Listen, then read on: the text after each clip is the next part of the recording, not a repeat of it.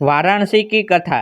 यह कथा द्वापर युग की है, जब भगवान श्री कृष्ण के सुदर्शन चक्र ने काशी को जलाकर राख कर दिया था। बाद में यह वाराणसी के नाम से प्रसिद्ध हुआ। यह कथा इस प्रकार है। मगध का राजा जरासंध बहुत शक्तिशाली और क्रूर था। उसके पास अनगिनत सैनिक और दिव्य अस्त्र शस्त्र थे।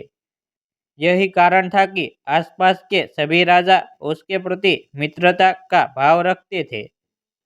जरासंध की अस्थि और प्रस्थि नामक दो पुत्रियां थी।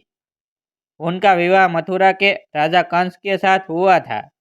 कंस अत्यंत पापी और दुष्ट राजा था। प्रजा को उसके अत्याचारों से बचाने के लिए भगवान श्री कृष्ण ने उसका वध कर दिया। दामाद की मृत्यु की खबर सुनकर जरासंध क्रोधित हो उठा।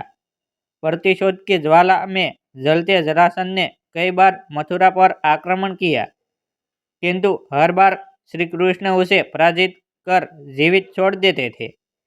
एक बार उसने कलिंगराज, पौंड्रक और काशीराज के साथ मिलकर मथुरा पर आक्रमण किया, लेकिन भगवान श्री कृष्ण ने उन्हें भी पराजित कर दिया।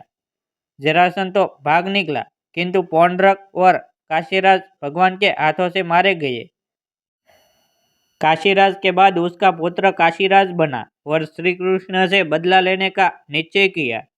वह श्री कृष्ण की शक्ति जानता था, इसीलिए उसने कठिन तपस्या कर भगवान शिव को प्रसन्न किया और उन्हें समाप्त करने का वर मांगा।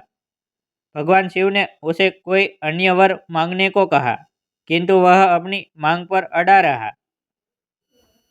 तब शिव ने मंत्रों से एक भयंकर कृत्या बनाई और उसे देते हुए बोले, वत्स, तुम इसे जिस दिशा में जाने का आदेश दोगे, यह उसी दिशा में स्थित राज्य को जलाकर राख कर देगी।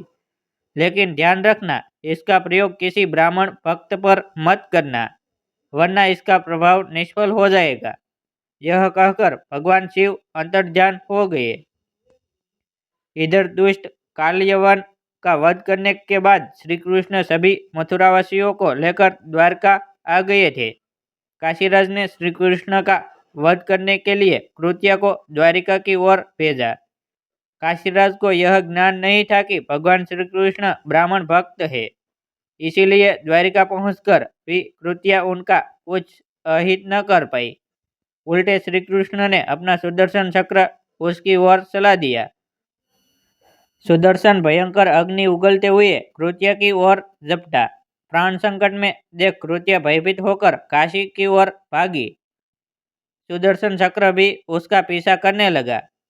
काशी पहुंचकर सुदर्शन ने कृत्या को भस्म कर दिया, किंतु फिर भी उसका क्रोध शांत नहीं हुआ और उसने काशी को भस्म कर दिया।